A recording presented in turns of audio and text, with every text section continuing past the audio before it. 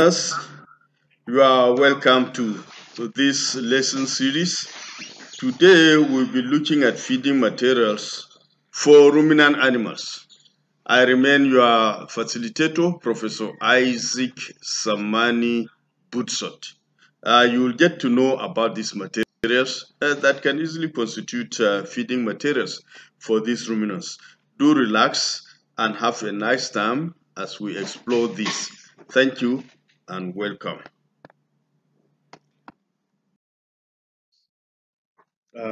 As I said, in this unit, we'll be looking at feeding materials for ruminant animals. By way of introduction, feed is an important component of livestock production. The feed and feeding practices employed in farm animal production is one of the determining factors for the profitability of the venture. It is important to know the nutrient need of the animal, the type of feed or meal mixture that will adequately meet the requirements for maintenance and production purposes. By way of objectives, by the end of this unit, you should be able to classify the different feed materials used in feeding ruminants. You should be able to define what is a pasture. You should be able to enumerate the grazing systems. You should be able to discuss pasture conservation. Feed materials used in ruminant feeding. Roughages form the main component of ruminant animal feed. Roughages are bulky feeds containing high crude fiber content, usually above 18%, and less than 60% total digestible nutrient.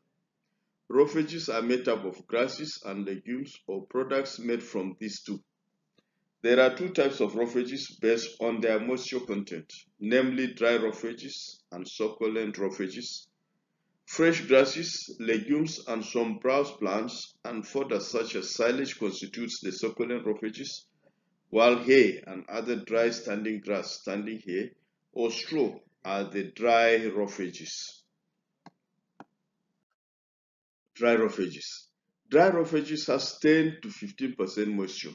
These include hay, dry standing grass, standing hay, and straw. Hay is made by cutting the grass or legume while fresh and is sun-dried or cured, baled and kept in the feed store for dry season or stall feeding.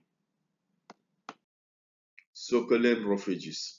These are grasses or legumes or browse plants containing above 60% moisture.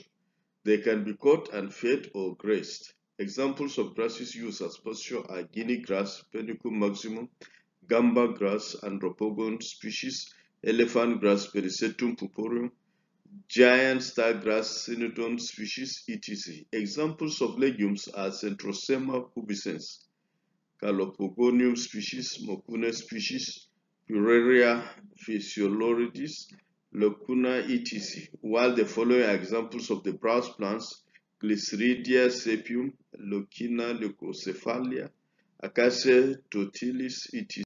Plants like elephant grass and maize are used to prepare silage. Grasses or legumes are also planted as pasture, fenced and grazed by ruminants. Pasture. Pasture can be established by planting some of the earlier mentioned grasses or legumes. It is a piece of land which naturally have grasses or legumes growing on it or planted on it. If it is a natural one, it is called natural grassland, or if seeded, it is called artificial pasture.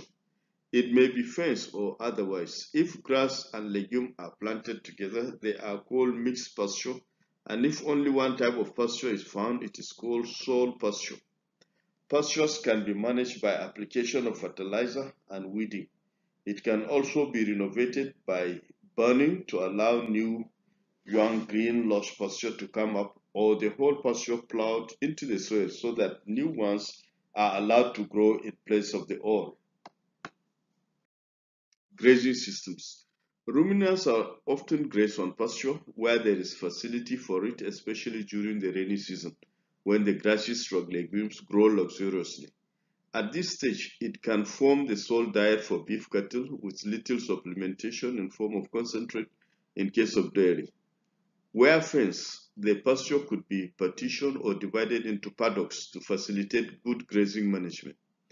The grazing system used include continuous grazing, rotational grazing, and strip grazing systems. Continuous grazing is an uninterrupted type of grazing system.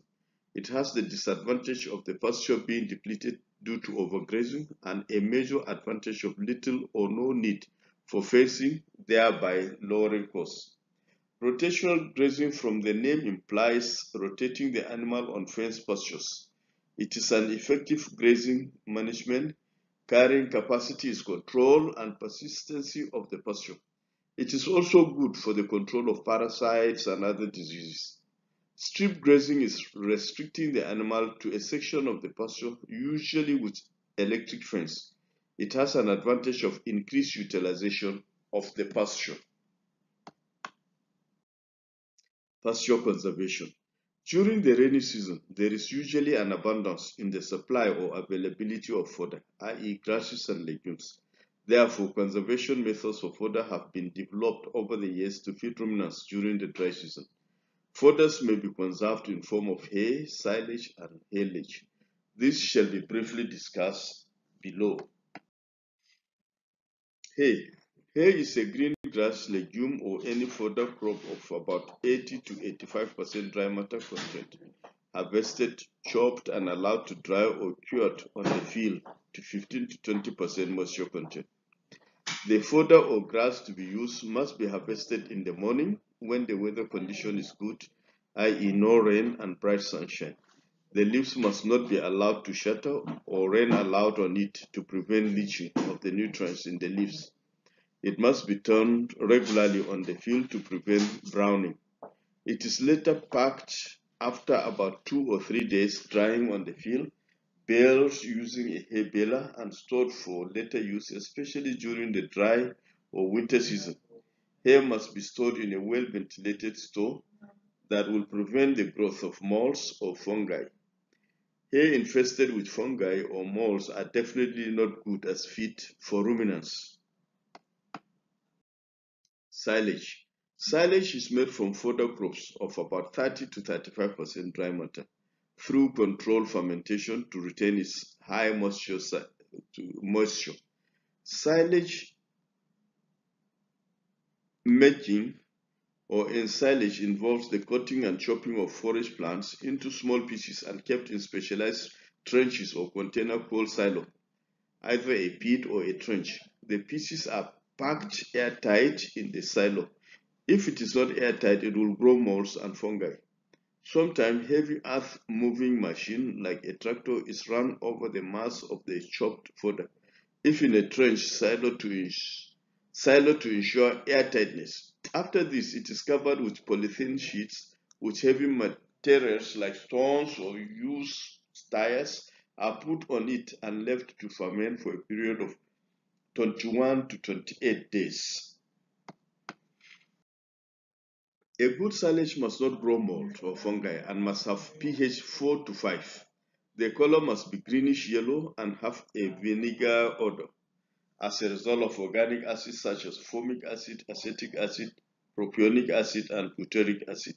Silage is very palatable to ruminants. Haylage. Grasses and legumes that are cut for hay making with dry matter range of about 30 to 45% could be ensiled. The product obtained is called haylage. Class activity. Define roughages and classify them. List the different grazing systems that you know and identify the best of them with reasons. Differentiate between hay and haylage. Conclusion. In this unit, we have established that ruminants feed on roughages, which could be dry or succulent, and may be grasses or legumes. Summary. Below is the summary of what you have learned in this unit. The feed materials for ruminants are predominantly grasses and legumes. Concentrates such as soybean cake and others are given only as supplements. The feed materials are called roughages, which is classified into dry and succulent. Ruminants are also fed or graze on pasture, which is a piece of land where grass or legumes or a combination of both grow. Pasture or fodder crops can be conserved as hay or silage or haylage. This must be done with precautionary measures to ensure that good quality hair or silage or haylage is produced.